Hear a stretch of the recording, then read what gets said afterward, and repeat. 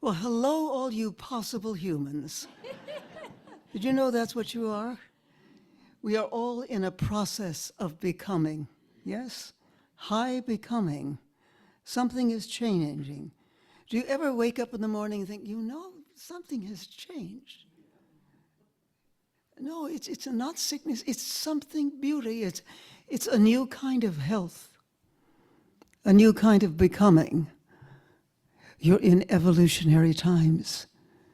And indeed, friends, you're in an evolutionary jump time, truly. I'd like to begin by introducing you to two possible humans. I went to one of the great schools in New York City, PS6. Some of you remember PS6? Oh, they took us to meet the elders of the time. And I met Helen Keller. And I asked her, "Why are you so happy?" And she laughed and she laughed and she said to me, I'll imitate her as best I can, "My dear, it's because I live each day as if it were my last.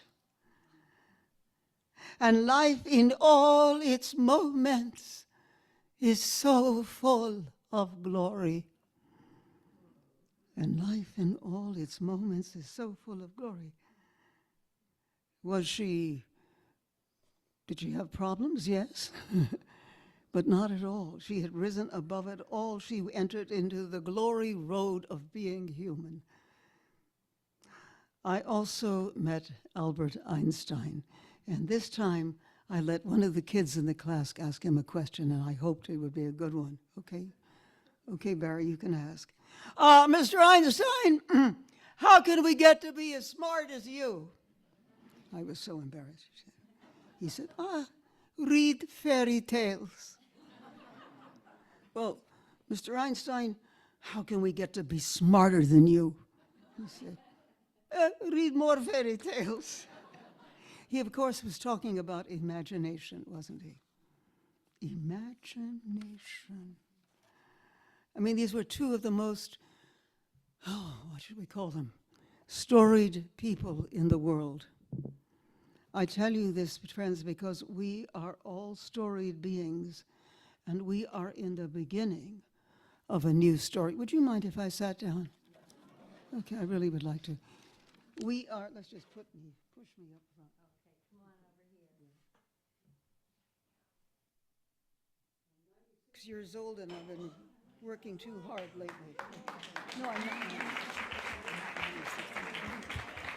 I'm a mere 85. Okay. 85. No, 85. That's right. Are you 85 too? Hey, hello there. Okay. You see, friends, we are in the new story. We're in a story that is changing.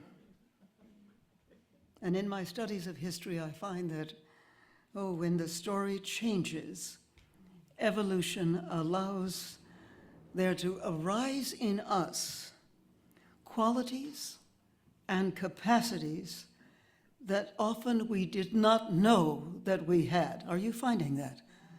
All these interesting beings coming through,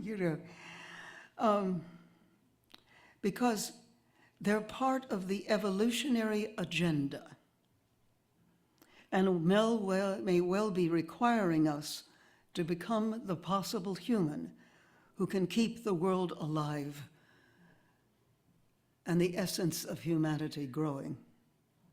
What are some of these qualities?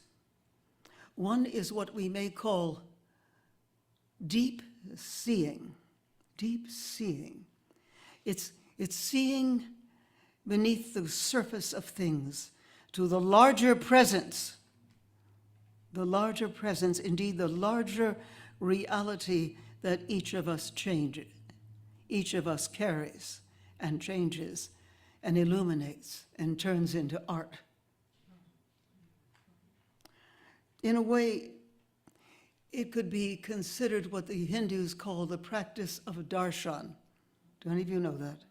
Darshan, deep seeing, being seen by the God. And I have borrowed from that deep seeing a practice that I'm going to ask you to do. It has to do with the practice of namaste. The God in me sees and celebrates the God or goddess in you. I'm asking us to shift to that. I will call it, I am a human honoring your full humanity. I am a human honoring your full humanity, which is so much. It's beyond any physical or psychological understanding. It's beyond even prior knowledge of the person, because we are in a jump time, a growth time in the human process. My depths touch into your depths. I'm going to ask each one of you to turn to one or two people, if you would right now, please. Everything is very personal in my work, I'm sorry, but that's the way it goes. And I'm going to ask you to engage in this deep seeing. You can say, my depths, my God, the goddess in me, or the God, the holy in me sees the holy, or the goddess in you. Would you do that? And really, friends, open yourself and deeply see. Yes, do that. No embarrassment here. This is Ashland, Oregon. There's no such thing.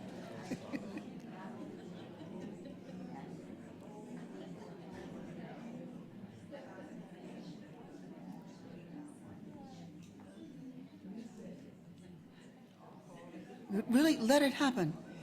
Magic happens. This is a magical exercise. Magic happens in this. Deep unfolding arises from your soul to their soul. My depths touch into your depths. Now, how did that feel? How do you feel now? Because we're in jump time. We are in deep growth time. Because if we are not in that time, we're in big trouble. Deep seeing. The second evolutionary capacity that is waking up in us as the story changes is a renewal of our sensory capacities to a new level. I'm going to ask my partner in all my work, the great friend of Ashland. Introduce yourself in your full dramatic being. She's one of the great actors. This is Peggie Rubin. Thank you, thank you, thank you, thank you, thank you.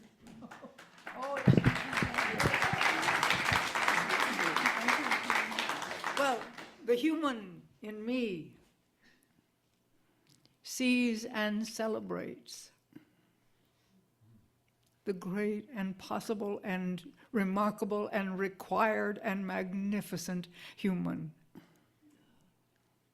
in each of you, for sure, for sure. Who could miss it? Just turn around and look at all these people. Everybody look at who's here and notice. Deep seeing allows for the deep becoming. Because one of the things about deep seeing that Jean has taught me over these years, because as I am fond of saying, I am her oldest living student. So, is that there is she calls it an evolutionary leap. That's right. That takes place in some part of the spirit when that deep human, guarded human being is seen and told about it. I see. She's asking now for me to do a brief process. And this one, I'm going to rely on your knowledge, no doubt, of another great possible human whose name is Thich Nhat Hanh. And one of his beautiful processes, maybe you've been present, when he will hold up a sheet of paper and ask your senses to travel with this sheet of paper to the trees that it came from, to the people who harvested in gratitude the tree. So in your imagination, with all your senses, one of Jean's favorite quotes, I think it's Walt Whitman, who talks about, I become what I behold. And that's the kind of sensory level we're asking for this very particular jump time. That we become what we behold. So here's a sheet of paper, and all of you become a sheet of paper, okay? Your life is writ so beautifully. Look around and read the story in this sheet of paper, okay? That each of us can become, and we can imagine becoming. And that's, we're building the imagination in a fresh way. But he would take the sheet of paper and remember the tree. So each of us can become in our imagining. We can see and touch and hear and smell and taste and honor the tree that gave us this sheet of paper. We can see and touch and thank even the machinery that took the tree. And the gift, we can feel in our hearts the gift of the giving trees, all the giving trees, and we can touch the forests.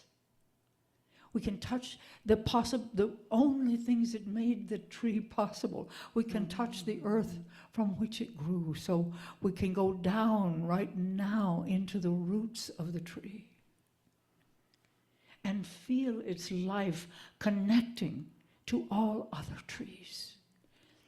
We can touch into the trunk. We can hug the trunk of the tree. We can see the way the leaves dance and hear their song and hear the way they sing to other trees.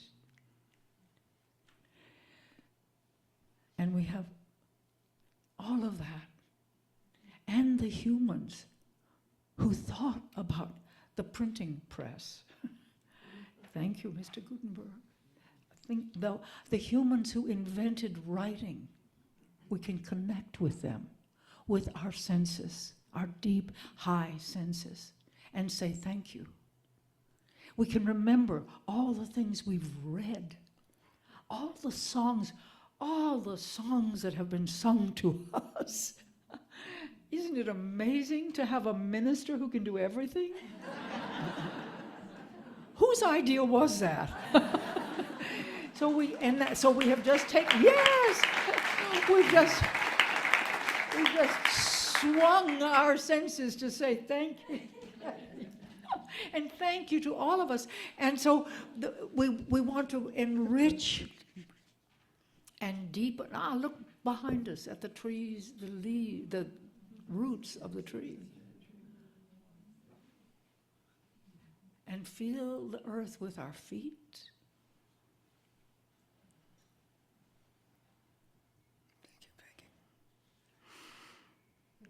Feel all the humans who have gone before us, that reside in us. We can touch with our imagination our great-grandmother's face, all the way back to the ones who made that great journey out of Africa. So we want to expand in this new story. We want to be able to hold a vast vision, which is what Jean's going to bring us to next. Wonderful. So just wiggle a little bit to say thank you. Go do a little touch on your own arm, saying what a nice person this is, you know. and sort of hug yourself a little bit and hug your neighbor if they'll allow it, or at least say thanks for it. Okay, thank you. And it's all a matter of adding the element of gratitude and wonder to each of our capacities to sense, to see, to hear, to touch, to taste. Good. To know. To know. Thank you, Peg. Thanks. Thank you, Peg. Thank you. Peggy and I have been working partners for many, many years. It's the great blessing that I've had in my life. Now, another quality that arises in a time of the changing of the story is the power of holding a new vision, and the energy to maintain that vision and recognize your role in bringing it to fruition. And this then becomes our common reality. Too often on television and everything else, we get only the bad visions. And thus we have a new response ability, a huge one, in holding the different vision, the vision of a world that works, the vision of the spiritual growth in people, of the new possibilities that are lying within us, wanting so much to emerge, truly. For a long time, I've longed to participate in what my old friend Buckminster Fuller called a world that works for everyone and everything, no thing left out. Bucky, what a marvelous man. Because in this new story that I believe that we are opening toward, such a vision can become a palpable, practical event. And furthermore, with such a vision, we will discover the pathways towards such a world, as well as finding our own role, however large or small or in between, that helps us to create that world. Vision creates world. I'm sure many of you are aware of that. And opens the doors, as I say, to a world that works for everyone. You are no longer a child of this and living in this century. You are, start by saying, I am. Oh, more energy, because it's really something. A cosmic agent. You are a cosmic agent. That means you are one who is bringing something of the whole story into each of your actions. Into each of your actions. If you truly, friends, become aware of this with your actions, the world begins to grow. You hold the sacrality of co-creation with God. You hold the sacrality of co-creation with God, or whatever you call the great beingness that is moving through all of us, truly. All right, make it human, very human. Think of two people you care about who are not in this room. Just think of them. Two people who are not in this room, but send them from your heart blessings, blessings, blessings and love to those two.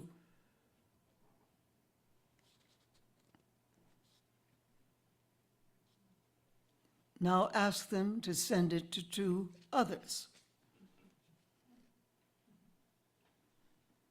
And they to two others. And they to two others. And now have your friends who are animals send to two other animals. And they to two others. And they to two others, and they to two others, out and out and out. Love and blessing moving through the world. And now send them to two plants or trees, living beings, out and out. And they to two others, and they yet to two others, and to two others. And it's going on throughout the planet. Now to two other planets. And they to two others. And now two suns, S-U-N-S, S-O-N-S too if you want. But suns and universes, and universe is out there, and they to others and others. They go pretty fast. Until this wave of love and gratitude and appreciation and belonging into the heart of the great oneness. And from the great oneness, back to our universe and our sun and our planet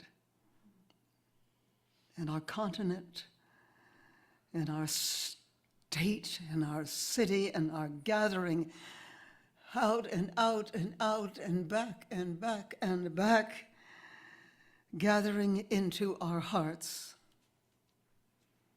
gathering into our hearts. Thank you, possible and beautiful humans.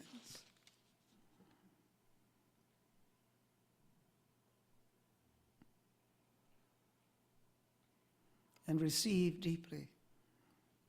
And know this as a happening that continues to happen if you choose in your life and in your time for the rest of life and time, so you become co-creator with the great oneness, whether you call it God or spirit or wonder. You are a carrier, you are a sender for life everlasting from this life forward, forever and ever. Thank you. Thank you so much. Possible humans and beautiful, beautiful humans. Spirit-sung humans. God's self to all the other godded beings for life from this moment forth. You are the center of it all, the great illumination, the great rising tide of spirit. Spirit forever blooming and becoming in what I truly believe, and I'm a historian of culture, I truly believe is now and forever from this place, from this time, from this moment. Spirit without end. And it comes and it is sustained by you.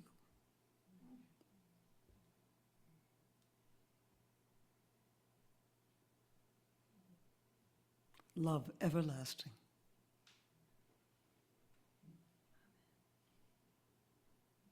Thank you.